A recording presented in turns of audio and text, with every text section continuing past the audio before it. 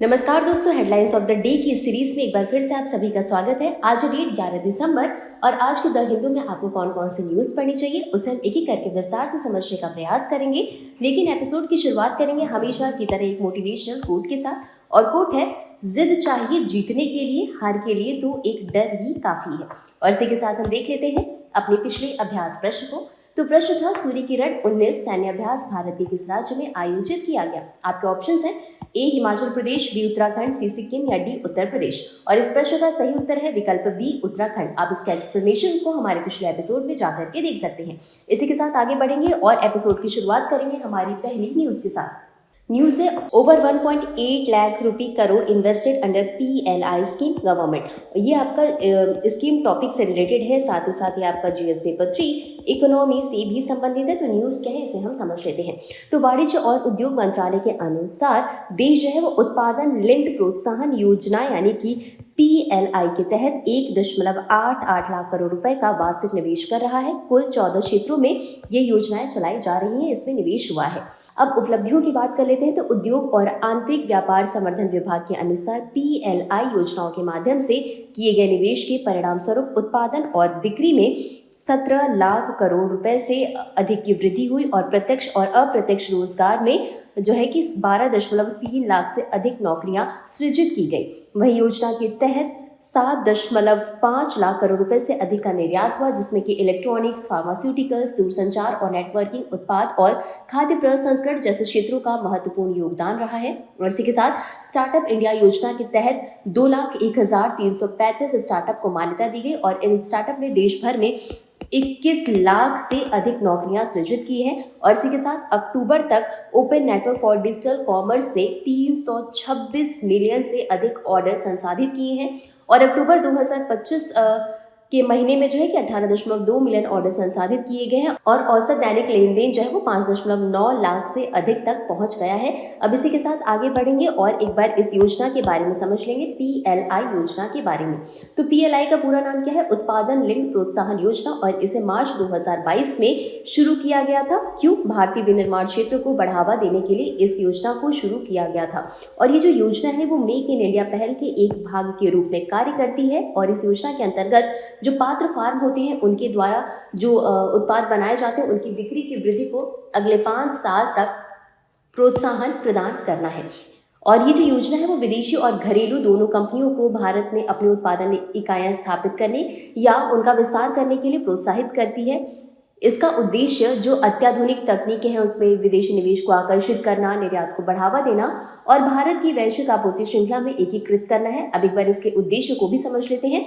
तो इसका उद्देश्य क्या है? विश्व व्यापार संगठन यानी WTO के दिशा निर्देश का अनुपालन करना, घरेलू बिक्री और निर्यात के लिए निष्पक्ष व्यवहार को बढ़ावा देना, उन्नत तकनीक और प्रमुख क्षेत्रों में विदेशी निवेश को आकर्षित करना, निर्यात को बढ़ावा देना और आर्थिक विकास में योगदान देना। इसी के साथ ये जो PLI योजना है ये कई तरह के लाभ भी प्रदान करती है, जिसमें कि आयात और निर्यात शुल्क पर रियायतें दी जाती हैं, कर में छूट दी जाती है, सस्ती भूमि अधिग्रहण और नई परियोजनाओं का प्रबंधन करने वाले जो निवेशक हैं उनके लिए भी इसमें समर्थन दिया जाता है। और कुल मिलाकर ये योजना सतत विकास और श्रम प्रधान क्षेत्रों में निवेश को प्रोत्साहित करती है, जिससे कि यह एक प्रभावी और सुलभ कार्यक्रम बन जाता है। और इसी के साथ आगे बढ़ते हैं अपनी अगली न्यूज की तरफ। न्यूज है, India gives rapid response to Russian push for Su-57 long range drones and submarines. और ये आपका GS पेपर 2 IR और साथ ही आपका GS पेपर 3 डिफेंस से भी संबंधित है। तो न्यूज क्या है इसे समझ लेते हैं।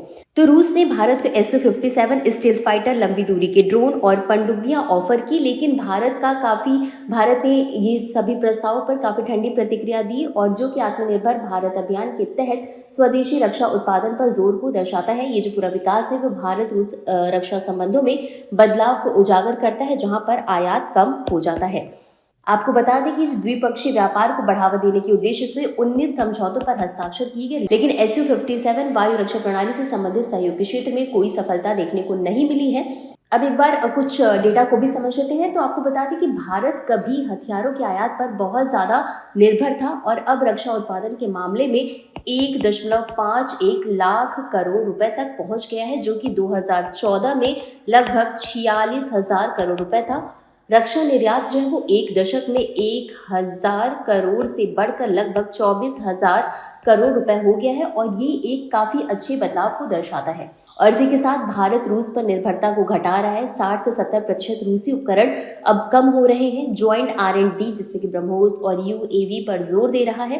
यूक्रेन युद्ध प्रभावित गिरान ड्रोन में रुचि नहीं है, लेकिन लैंसेट जैसे ड्रोन पर चर्चा जारी रही है और ये जो पूरा कदम है ये विकसित भारत 2047 के लिए रणनीतिक स्वायत्ता को मजबूत करता है। और इसी के साथ आगे बढ़ेंगे अपनी अगली न्यूज की तरफ। न्यूज से Deepavali enters intangible heritage list. ये जो टॉपिक है ये आपका GS paper 1 art and culture से संबंधित है। तो न्यूज क्या है इसे समझ लेते हैं। तो हाल ही में दीपावली को यूनेस्को ने अपने इनटेंजिबल कल्चरल हेरिटेज यानी ICH की रिप्रेजेंटेटिव लिस्ट में शामिल किया है। इसका मतलब क्या है कि हाल ही में यूनेस्को की मान्यता की अमूर्त सांस्कृतिक विरासत की प्रतिनिधि सूची में दीपावली को शामिल किया गया है और यह घोषणा यूनेस्को की 20वें सत्र के दौरान की गई है। अब इसका महत्व क्या है, तो इससे दीपावली को जीवंत विरासत के रूप में मान्यता मिलेगी। जो त्यौहार है वो सामाजिक बंधन मजबूत बनाते हैं भारत में, साथ ही साथ पारंपरिक शिल्पकला और लोक परंपराओं को भी समर्थन मिलेगा।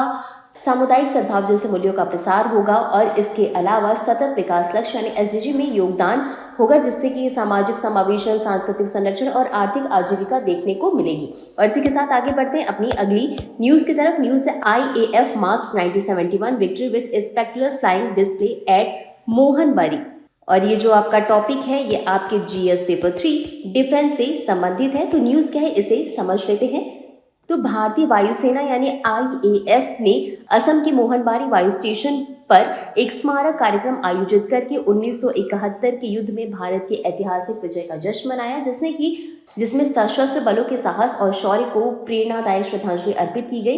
इस समारोह में वायुसेना प्रमुख air chief marshal AP Singh, वरिष्ठ सैन्य और नागरिक गणमान्य व्यक्ति, पूर्व सैनिक और असम भर से कई उत्साही युवा भी उपस्थित रहे। इसके साथ ही भारतीय वायुसेना ने ये भी बताया कि Su-30 MKI, C-130 Donear, AN-32 Chinook और Mi-17 ALH और चीता विमानों के शानदार प्रदर्शन ने 1971 के युद्ध के जो ऐतिहासिक अभियान है, जिनमें कि तंगेल एयर ड्रॉप, मेघना नदी पार करना और ढाका में राज्यपाल भवन पर हमला शामिल है, इसका एक जीवंत नाट्य रूपांतरण प्रस्तुत किया गया इसमें।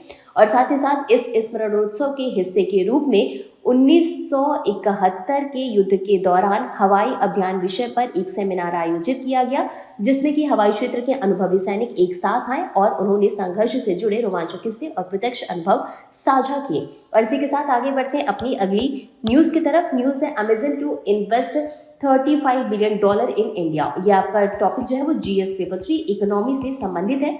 और अमेजन ने ये घोषणा की है 2030 तक भारत में $35 अरब का निवेश किया जाएगा अमेजन के द्वारा। और ये जो पूरी घोषणा है वो संभाव वार्षिक कार्यक्रम में की गई। इसका उद्देश्य क्या है कि भारत में सभी परिचालन का विस्तार किया जाए, जैसे कि रिटेल, AWS, AI शामिल है। अब निवेश के मुख्य क्षेत्र कौन कौन से उनको भी समझ लेते हैं। तो AWS क्लाउड और AI इंफ्रास्ट्रक्चर का विस्तार करना है, रिटेल और ई-कॉमर्स नेटवर्क में वृद्धि करना है, लॉजिस्टिक इंफ्रास्ट्रक्चर को मजबूत करना है, साथ ही साथ क्विक कॉमर्स सेक्टर जिसमें कि ब्लिंकिट, ज़ेप्टो, स्विगी से प्रतिस्पर्धा को भी कम करना है। और इसी के साथ अमेजन की भारत में स्थिति की बात कर लीजिए तो अब तक कुल $40 अरब से अधिक का निवेश किया गया और भारत में सबसे बड़ा FDI निवेशक है कौन? अमेजन। कुछ क्षेत्रों में सरकारी नीतियों और घरेलू रिटेल लॉबीज से चुनौतियां भी देखने को मिल रही हैं और इसी के साथ इसका रोजगार और आर्थिक प्रभाव पर भी काफी अच्छा प्रभाव देखने को मिलेगा। इससे जैसे कि हमने बताया कि 2030 तक 38 लाख नौकरियां